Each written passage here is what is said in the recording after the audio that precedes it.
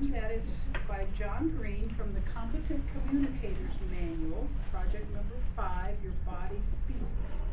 Bob Swan, would you please read John's timing and his objectives? Sure. John's objectives is to use stance, movement, gestures, facial expressions, and eye contact to express his message and achieve his speech's purpose. He's to make his body language smooth and natural, and his time is from 5 to 7 minutes. Okay, 5 to 7. John Greene spent 18 years as a civilian volunteer with the Sparks Police Department. He has responded to domestic violence calls, family dispute calls, child abuse calls, and incorrigible children calls. One of them to our house. It was a joke.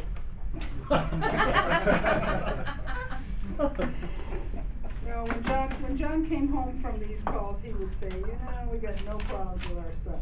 Okay, sorry, enough of the asides.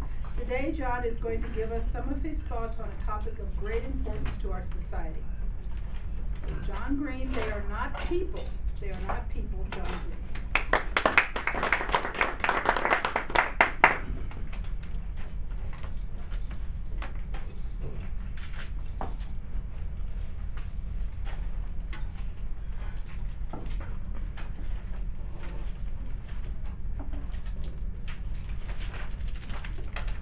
911 center, police, fire, or ambulance. Yes, ma'am?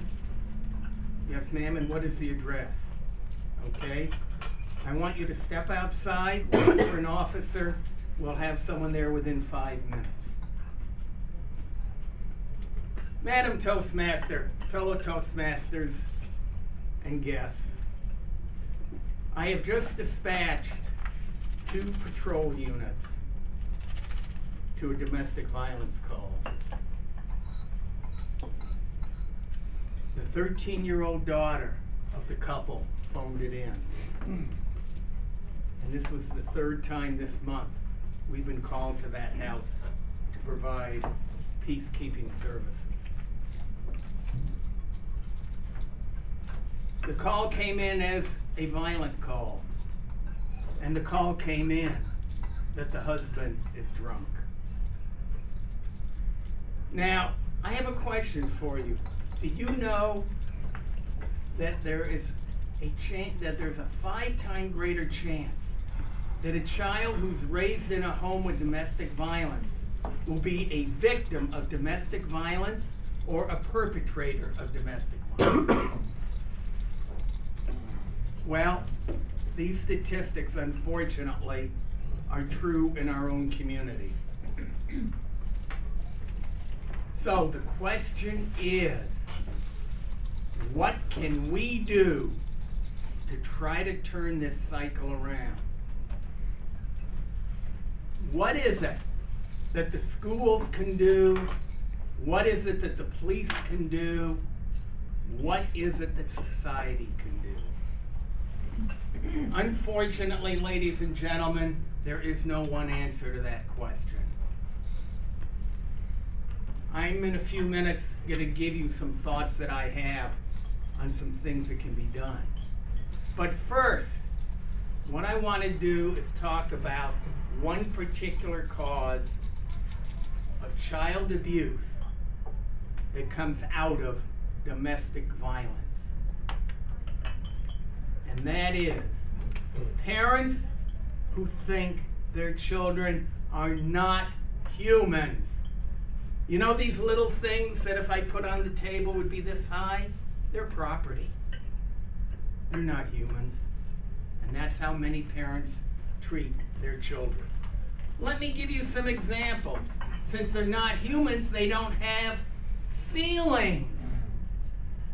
And if they don't have feelings, belittle them in public, in front of their friends.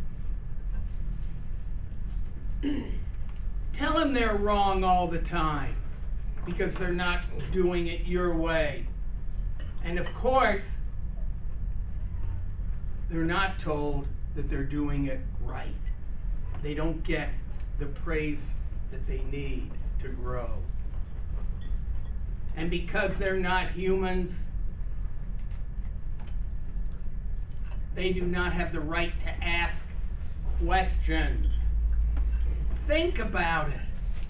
A young child is told to do something, and that child wants to know, why should I do it?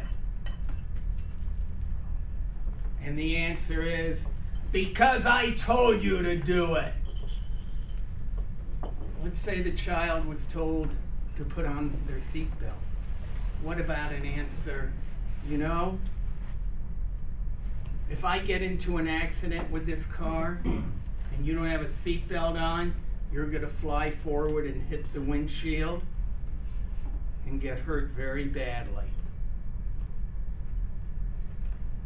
And because, of course, they're not humans, that gives the parent the right to slap the kid whenever the kid is not doing what the parent thinks should be done instantly. Now, how many of you out there ever go to Toys R Us in December? Okay. You're going to see it. I see it all the time. The parents take the kids into a candy store. It's the only phrase I can think of. And here these kids, big-eyed, are looking at all of these toys on the shelves, and they reach up to grab one. I told you not to touch that toy. And then, of course, because they're not humans, we never change our schedule for them. My football game is more important than you meeting up with your friends or taking you to soccer practice. In fact, I once talked to a lady who had middle school boys, and she said to me, I don't understand why my boys won't talk to me. I tell them every Wednesday night between 5 and 7 I'll be home for them. That was her agenda. And lastly, because they're not humans, these parents feel they can mold these kids into an image that the parent knows is right.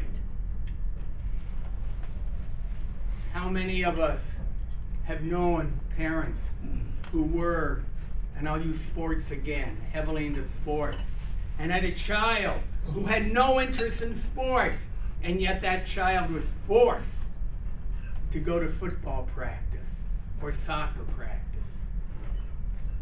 Or a child who had no interest in music, and the parents would force that child to take music lessons. Ladies and gentlemen, this is just a sampling of some of the causes of child abuse that come out of domestic violence. Now, I don't have time to give you a solution, but I'm going to throw a few pieces of food for thought out. Number one, activities that give the child self-esteem. Parenting classes for the parents. Number two. Yes, there's, oh, oops, hang on. 911 emergency center, police, fire, or ambulance. Do you know if there are any injuries in the traffic accident? Madam Toastmaster.